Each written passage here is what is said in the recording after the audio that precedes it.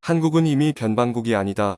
세계 최고의 부국이자 강국이자 기술국이자 문화국이다. 쑥스럽게 참 대충 하시고 의료선 진국도 따오자. 이제 한국은 인천공항뿐만 아니라 지방국제공항 개선부터 해서 항만 그리고 항공까지 최고가 돼야 합니다.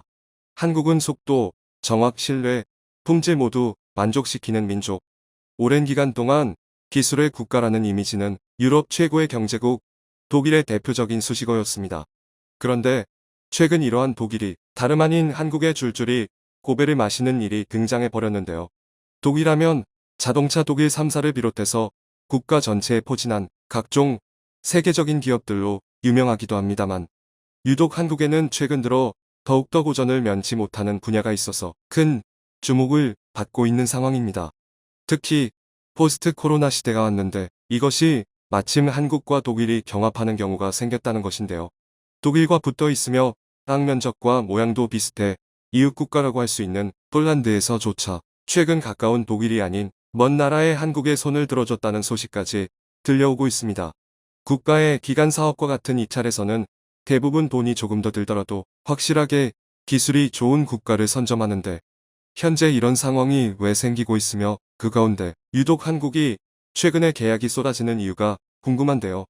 우선 한국과 독일은 공항 분야에서 각종 프로젝트에 동시 입찰 경합을 벌이는 상황입니다.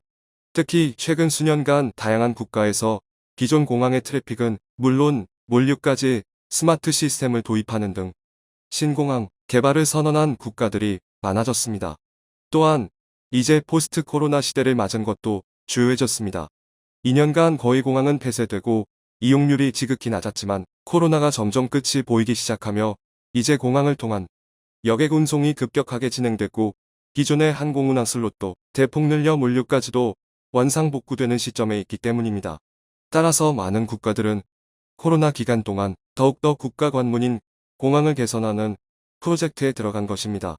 특히 중동 지역과 남미 지역 등 기존에 낙후된 시설을 새롭게 업그레이드하고자 하는 수요가 폭발했는데 이들은 한국, 독일을 포함한 공항 관련 선진국들의 동시에 자문을 구하는 상황이 연출된 것입니다. 독일의 경우에는 프랑크푸르트 공항을 운영했던 프라포트사가 참여하는 등 입찰의 열기가 뜨거웠습니다. 하지만 이 가운데 많은 국가들이 경합 가운데 결국 한국을 선택해 놀라움을 더한 것입니다. 그런데 알고 보니 한국과 독일의 결정적인 차이점이 있다는 것이 입찰을 진행한 국가에서 나온 반응인데요. 우선 독일의 경우에는 지난 2020년 독일의 베를린 신공항을 드디어 오픈하는 모습을 보였습니다. 그런데 문제는 기술의 독일이라던 수식어를 무색하게 이 공항을 오픈하는데 무려 14년의 세월이 걸린 것입니다. 반면 한국의 경우에는 인천공항 오픈하는데 5년이 걸렸고 바다를 매립하는 시간까지 포함되었다는데요. 물론 빠른 공사가 능사는 아닙니다만 현재 인천공항은 10수년간 세계 최고 공항 1.2위를 다투고 있고 반면 독일은 공기가 계속 지연이 되면서 14년이나 걸렸다는 것이 도마 위에 오른 모습인 것입니다. 게다가 이 과정 가운데 독일은 그야말로 놀림감이 되면서 국가 이미지에도 적잖은 타격이 있었습니다. 현지 독일인들조차 영원히 다음 달에 오픈하는 공항이라고 비아냥거렸고 나라 망신이라 이야기했으며 외신에서는 세계 10대 돈 낭비 인프라 사업에 항상 독일 베를린 신공항을 포함해 불명예를 안았습니다. 물론 이에 대해서 독일 측은 나름의 해명을 가지고 있었으며 입찰도 한국은 이길 거라는 자신감도 있었다고 합니다. 왜냐하면 독일의 베를린 아이신공항은 당시 독일의 기술적 문제이기보다는 행정적 문제에서 기인했다는 것입니다.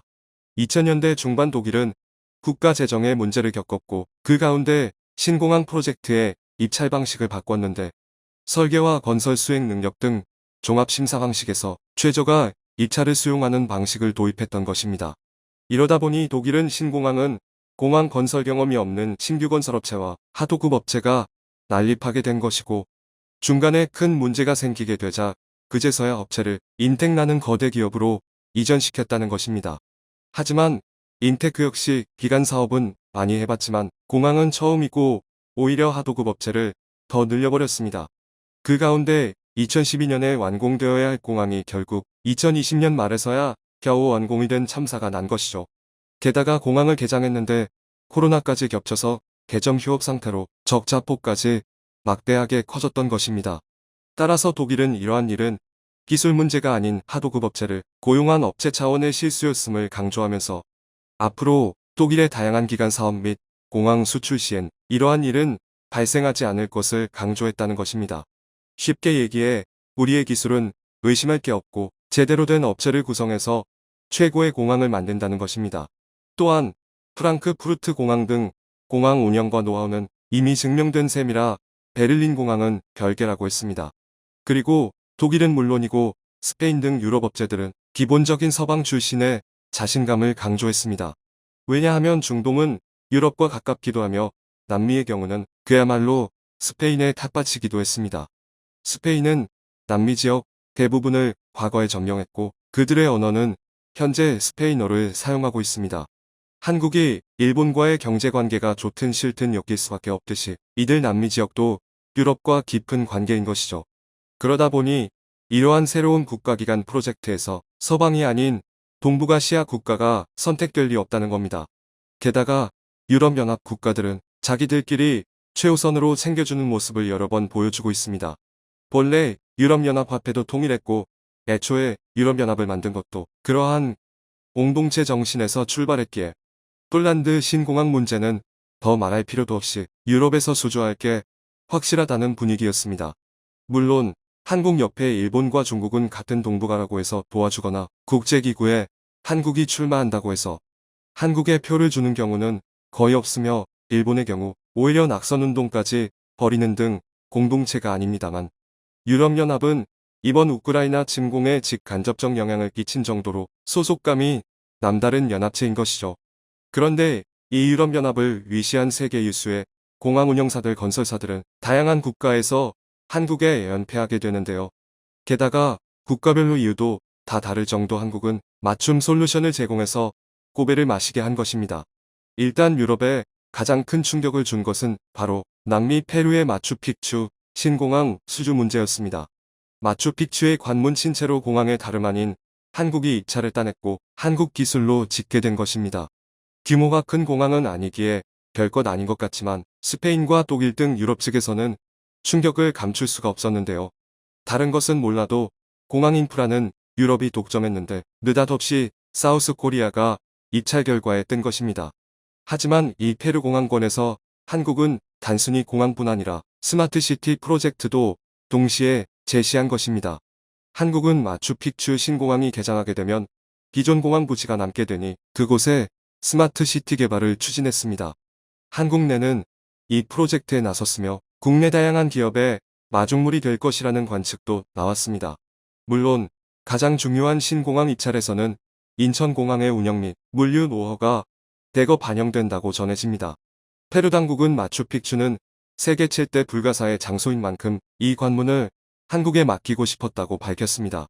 페루의 국가 이미지를 위해서 가장 공항을 잘하는 국가에 맡기겠다는 방침을 드러낸 것입니다.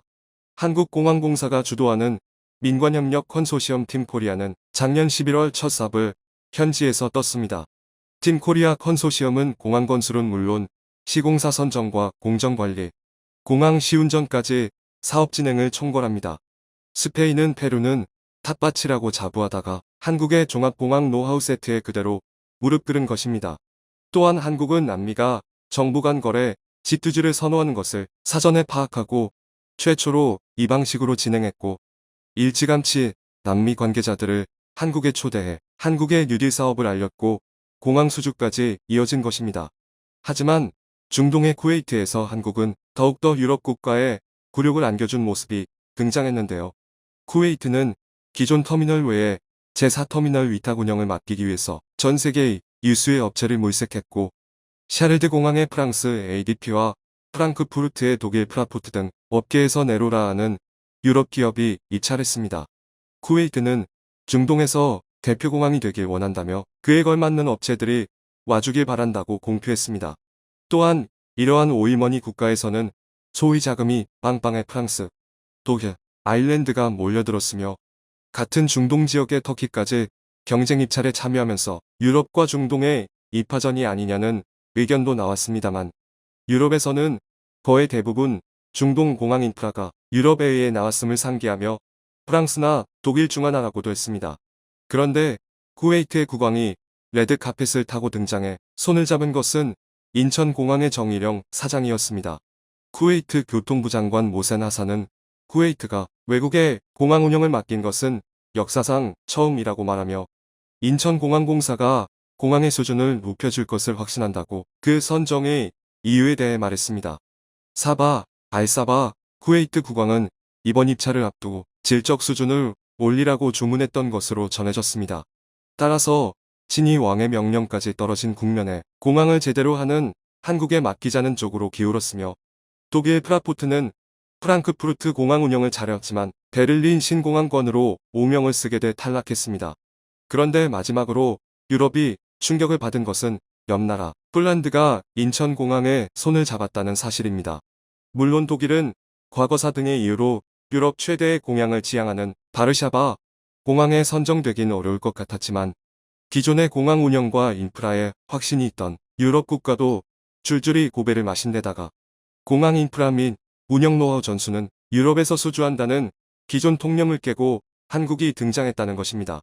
또한 폴란드는 이번 공항 플랫폼 입찰에서 최종적으로 한국의 인천공항과 일본의 나리타 공항을 선정했고 기술, 설계, 자금 등 다양한 면에서 평가를 했으나 한국이 거의 전 항목에서 일본을 상회한 것입니다. 한국은 유럽연합뿐만 아니라 공항 한일전에서도 승리하며 앞으로 공항 수출 폭을 넓히게 되었는데요. 폴란드 공항 사업이 10조 원 가량의 규모인데 2027년까지 한국 기업의 참여 가능성이 높아졌으며 또한 한국은 공항뿐 아니라 철도와 배후도시 개발을 포함하는 복합운송화부 개발에 관여하게 됩니다. 국토교통부에 따르면 해외공항 개발은 철도와 도로에 이은 세계 3대 규모 약 1000조 원의 인프라 시장이며 국토부는 2023에서 2024년으로 예상되는 항공수요 회복기 이후 투자 규모가 대폭 늘어날 것으로 전망하는데 이에 폴란드 신공항, 베트남 롱탄 신공항 등 해외에서 추진 중인 공항 사업을 수주하기 위한 지원 방안을 지속해서 마련할 계획이라고 밝히고 있으며 그 가운데 한국의 인천공항 플랫폼이 수출될 걸로 관측합니다. 이와 같이 한국은 지금까지 유럽의 탑바치라고 여겨진 공항 사업의 신흥 강자로 등장한 모습입니다.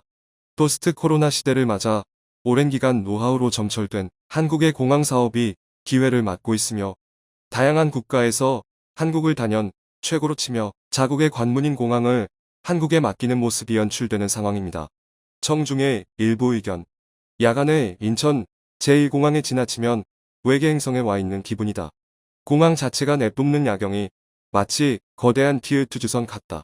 대단한 국민들이 있는 우리 민족이 선진국이 되고 G5로 가는 것은 당연한 일이다.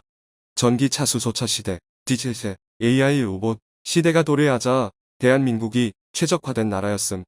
1800년대만 해도 당대 세계 최고 선진국인 영국에서 메이드 인 저머니는 요즘으로 치면 메이드 인 차이나와 같은 개념이었다. 고급스러운 영국산과 구별하기 위해서 세계 최초로 메이드 인 레이블을 붙인 것이고 그 대상이 당시 저가 싸구려 물건을 수출했던 독일. 당시 영국인이 요즘 메이드 인 저머니가 고급 대우 받는 것을 보면 놀랄걸. 이런 거도 좋지만 이익도 얼마 안 되고 고용도 현지인 고용이라 한국에 별득도 안 되는 거. 신약 개발, 반도체, 금융, 엔터 같은 걸로 가야 함. 아직 한국 3.5만 불을 미국 7만 불. 미국의 반 수준밖에 안 됨. 자원 소모가 적고 고부가 가치에 베끼고 싶어도 못 베끼는 산업으로 가야 함. 시청해주셔서 감사합니다.